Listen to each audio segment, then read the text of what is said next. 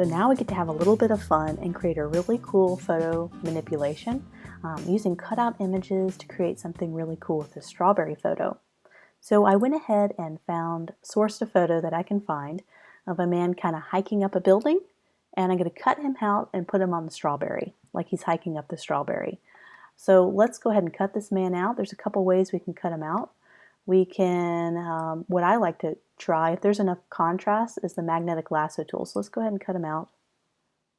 Just going to cut him out. This works really well for high contrast images where the image is very different from the background color. And in this case, this is cutting out very nicely. And I can go back and fine tune after I cut the object out. This is kind of a little more of a basic skill, but it's something you do constantly in the design world, is cutting objects and people out and moving them to different backgrounds. Something I do a lot, and it's something you really got to practice a lot. So just using the magnetic lasso tool, there's many ways to cut people out, but that seemed pretty simple. Let's make sure I'm happy with the selection. I can go back and add more or subtract more to my selection. Better to have too much than to cut too much. Better to have too much on the outside that you take with you and you can always trim it, as opposed to not taking enough. So I'm going to get the magic wand tool. I'm going to get the subtract. I'm just going to subtract that little bit inside, and I'm ready to go. I can smooth out my selection by going to select and mask. And I like to add a little smoothness to my cutout and just a little bit of feather. A little bit of feather goes a long way. I'm going to click on OK. Now I can copy. Go ahead and paste it into my berry photo. So now that I copied and pasted the man we just cut out onto our strawberry layer, we now need to get an idea of scope and scale. So I want to make sure he's really tiny on the strawberry. I'm going to end up turning this into an ad. So I want to have him be really small. So let's go ahead and find the right sizing. And I'm going to flip him around horizontally. So I'm going to go to Edit, Transform, and I'm just going to flip him horizontally, just so I can get the right area to put him in. So I thought maybe he'd be climbing up the little holes here that are left by the seeds in the strawberry. That's how he's climbing up. So just trying to make it as realistic as possible. So now we could do a little adjustments to the lighting. So now we can zoom in a little bit.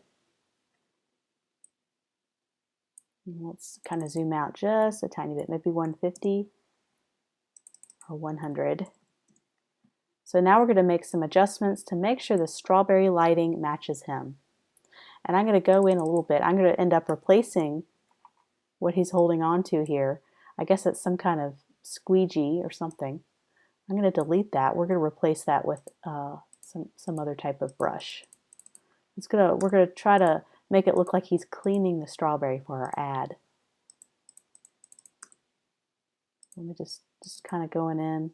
I'm just manually deleting using the polygon lasso tool. Kind of more of a simple way to delete things. So that looks a little bit better. And I can still see kind of some areas. Maybe I could take the magic wand tool. Some areas I can delete off of his face. Just fine-tuning my selection. Maybe that little bit of gray doesn't need to be there. Let me just manually select that with the polygon lasso tool and delete that. And no one's going to be able to see him this close, so it doesn't have to be perfect. Okay, so let's zoom out to 100% and let's do some lighting changes.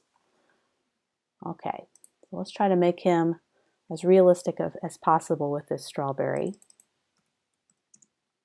Let's go to Image, Adjustments, Brightness and Contrast.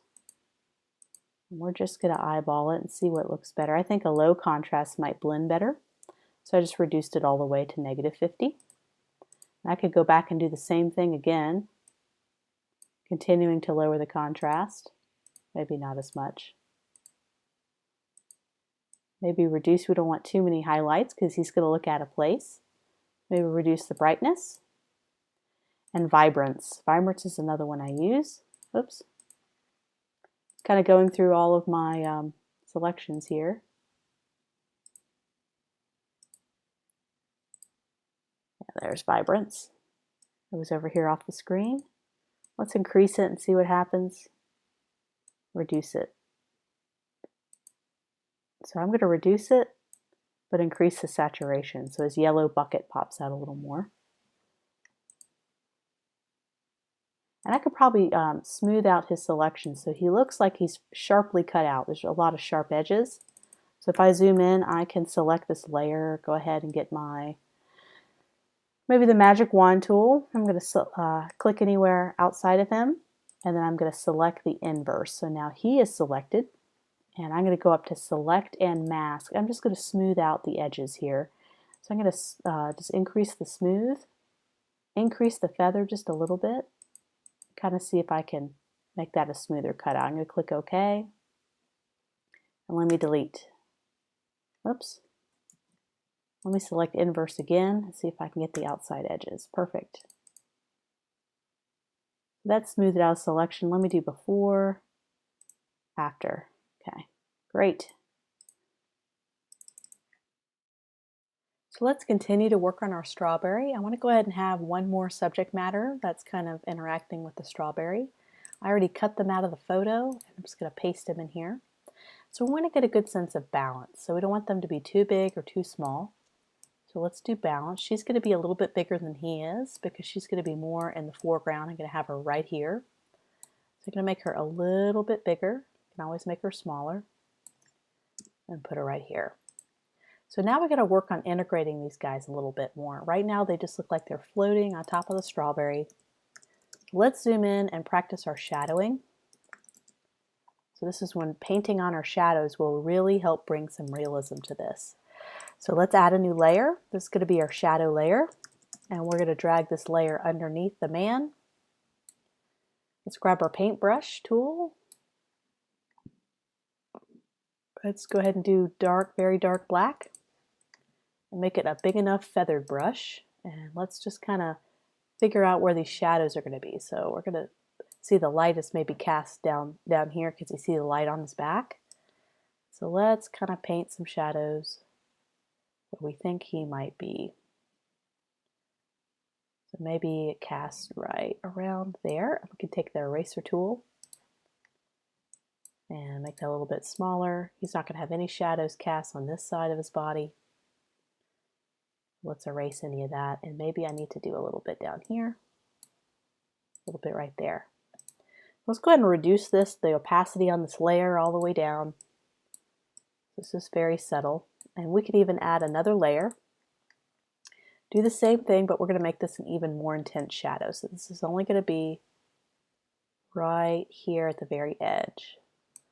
Let's get our eraser tool. We don't need quite as much. And let's reduce the opacity, not as much as we did the other shadow layer, the shadow dark.